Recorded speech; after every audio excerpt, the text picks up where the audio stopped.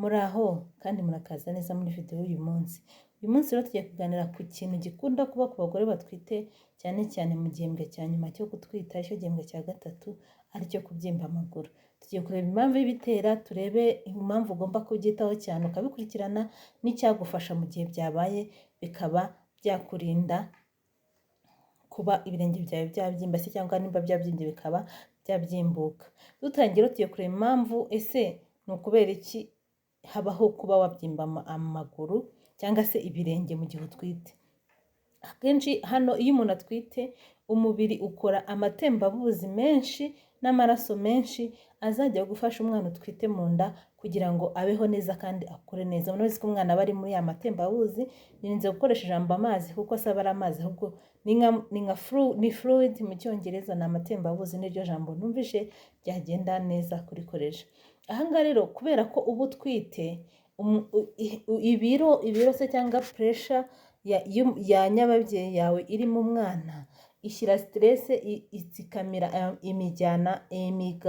imigarura y'amaraso iyavana mu birenge mu gice cyo hasi cy'umubiri wawe no mu maguru kugira ngo ayagarure mu maraso.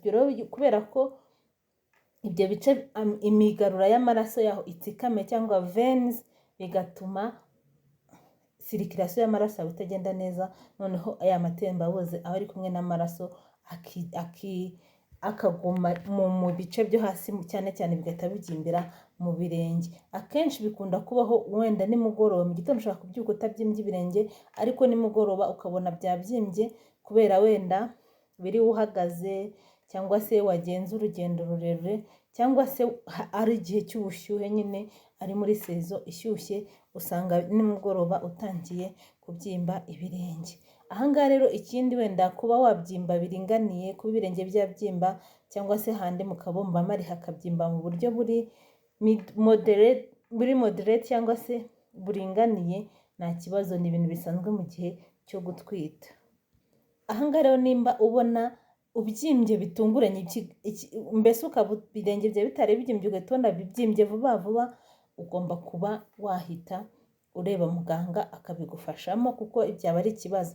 Cyangwa ukaba wabyimbye ku kirenge kimwe cyangwa akaguru kamwe atari hose, aho naho haba harimo ikibazo.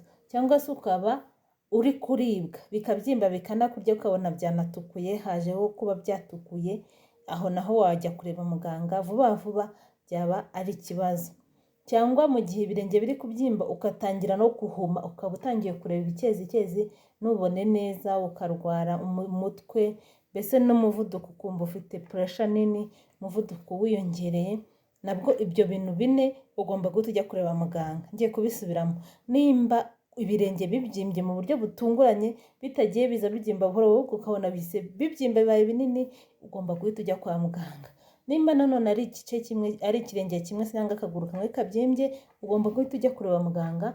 Nimba kandi ubabara cyangwa ukabona ikirenge cyatukuye cyahishije, jya kwa muganga. Nimba utangiye kubona utari kubona neza, ubona ibikezikezi, urwaye umutwe cyangwa ukipima ugasanga ufite umuvuduko uri hejuru, hita ujya kwa muganga kuko ushaka kuba utangiye kuba ari ibimenyetso bya preeclampsia cyangwa se indi yitwa deep vein thrombosis. Iyi rero ni indwara cyane cyane igomba guhita iba iri kuri urgence kwa muganga. Niyo mpamvu ugomba kubanza kujya kwa muganga bakareba nimba ibyo utabifite. Aha rero nubwo kubyimba bihari, nimba ari bya bindi bisanzwe twahereyeho atari bino byose tumaze kuvuga, hari ukuntu ushobora gukora, hari utuntu ushobora gukora mu rugo tugatuma ubyimbuka cyangwa se bikagenda, cyangwa n'uzanabyimba ibirenge nimba bitari byaza. Ikindi ikintu cya mbere ni kuba wamanika akaguru kawe.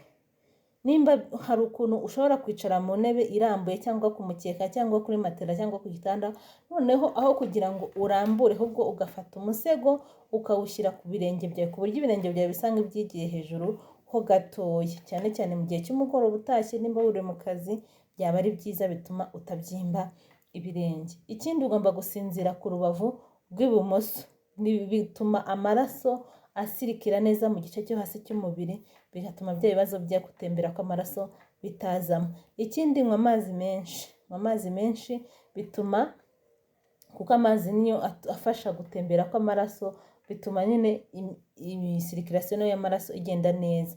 Irinde gukoresha ibintu bifite umunyu mwinshi, cyane cyane abantu bakoresha amagi, biriya birungo byinshi birimo ibintu by'umunyu. Irinde gukoresha ibintu by'umunyu mwinshi kuko bishobora gutuma ubyimba amaguru cyane. Ambara inkweto zoroheje zikurekuye ziguhaye amahoro. Irinde inkweto zigufashe cyangwa se ndende. Koresha inkweto nziza ziciye bugufi kandi zitakuziritse ziguhaye amahoro. Ambara nako ikindi gikurikiyeho, kora utumuvoma ugenda ukora ama stretching cyangwa se mbese uturimo tw'utumuvoma tworoheje, natwo dutuma amaraso atembera neza. Ahangaha rero ushobora no kuba hari ibintu warya inshuro nyinshi bikaba byagufasha kuba byakurinda kubyimba amaguru. Icya mbere, ushobora kurya umuneke ufite potasiyumu nyinshi, ariko ukirinda umuneke uhiye cyane cyangwa kuwukoresha mu masimofi kuko waba uri gufata isukari nyinshi, kandi twabonye ko ishobora gutuma ugira diyabete yo mu gutwita. Rya kokombure, nazo zituma uba hidrate, ugira amazi menshi kandi zifitemo sirika nyinshi. Rya indimu nazo zituma ni diuretic, zituma impyiko zikora neza, ibijyanye n'impyiko n'ibijyanye n'amazi nabyo bikagenda neza.